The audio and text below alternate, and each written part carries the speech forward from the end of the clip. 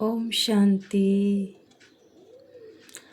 आज हम बाप दादा की नेक्स्ट अव्यक्त वाणी पे बात करेंगे, जिसमें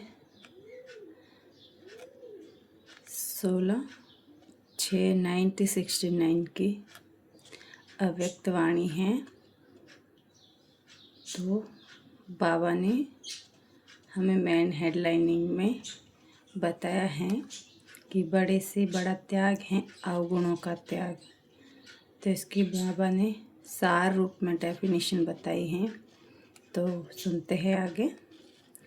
सभी किस स्वरूप में बैठे हो, स्नेह में बैठे हो या शक्ति रूप में बैठे हो? इस समय कौन सा रूप है? स्नेह में शक्ति रहती है, दोनों इकट्ठे रह सकती हैं, क्या नहीं कहते हो? दोनों रूप हैं। बाप दादा के साथ स्नेह क्यों है? बाप दादा से स्नेह इसलिए हैं जो शिव का मुख्य टाइटल है, उसमें आप समान होना है। मुख्य टाइटल कौन सा है शिव का? सर्वशक्तिवान। तो बाप दादा हमें यहाँ पे सर्वशक्तिवान का टाइटल दे रहे हैं। तो सिर्फ स्नेह में जो होता है वह कभी टूट नहीं सकता, लेकिन स्नेह और शक्ति दोनों जहाँ मिलाप होता है वहाँ आत्मा और परमात्मा का मिलाप भी अविनाशी और अमर रहता है। तो इसमें इस मिलन को अविनाशी बनाने के लिए क्या साधन करना पड़ेगा?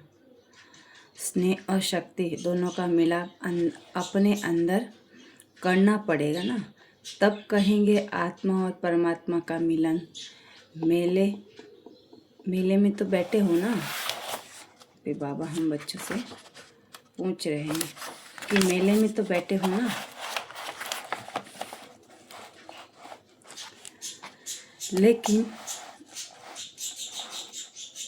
लेकिन कई मेले में बैठे हुए भी दोनों के मिलाप को भूल जाते हैं। अच्छा, आज तो खास कुमारियों के प्रति ही आए हैं। बाप दादा बोल रहे हैं कि आज हम मधुबन में मिलन के लिए खास कुमारियों के प्रति आए हैं। तो आज कुमारियों का कौन सा दिन है? मिलन दिन। रिजल्ट भी आप सभी की निकली हैं। अब रिजल्ट को खुद जान सकती हो, त्रिकालदर्शी बनी हो ना। तो इस ग्रुप में नंबर 1 कुमारी कौन सी निकली है? तो यहाँ पे बाबा चंद्रिका दीदी की बात कर रहे हैं। नंबर 1 का पुरुषार्थ, नंबर 1 का मुख्य कर्तव्य है अपने जैसा नंबर 1 बनाना। कुमारियों को भी तो अभी एक और पेपर देना है, वह पेपर प्रैक्टिकल का है, न कि लिखने का।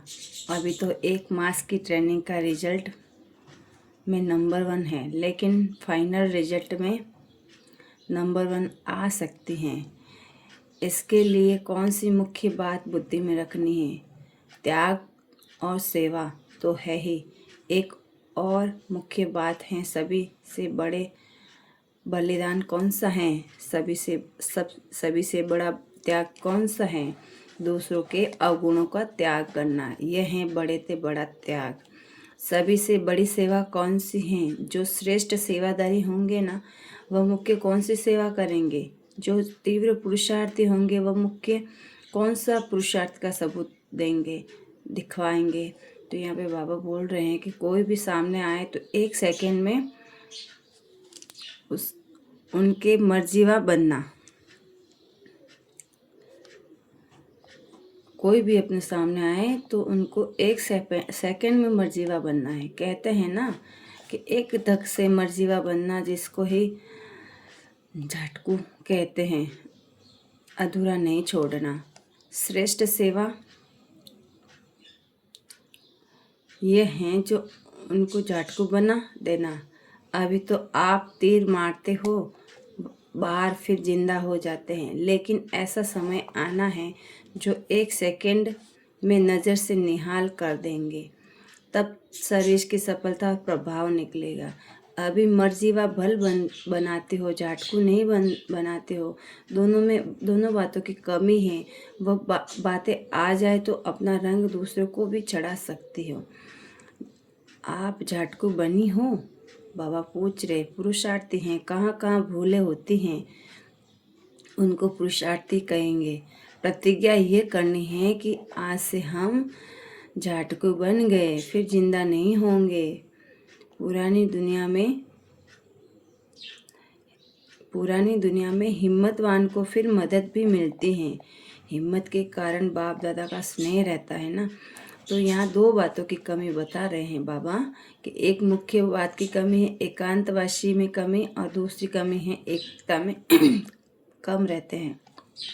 उसके बारे में बाबा हमें उसका फ़र्क बता रहे हैं कि एकता और एकांत में बहुत थोड़ा फ़र्क है।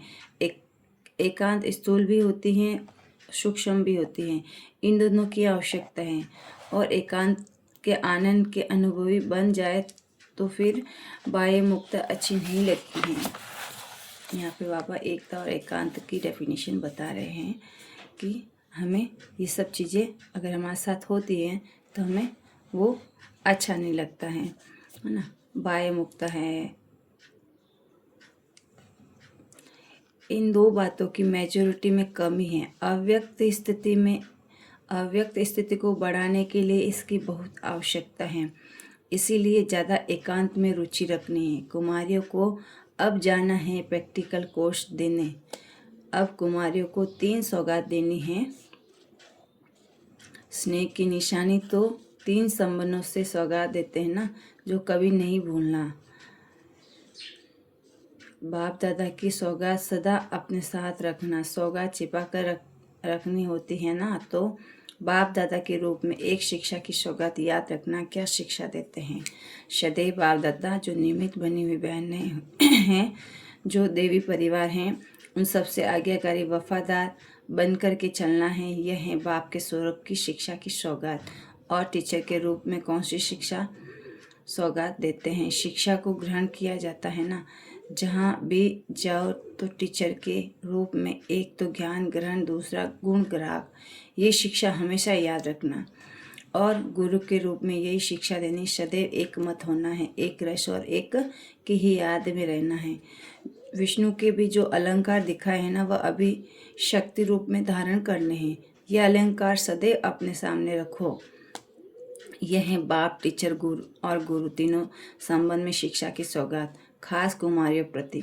अब देखेंगे कौन कौन सी सौगात के साथ रखते हैं।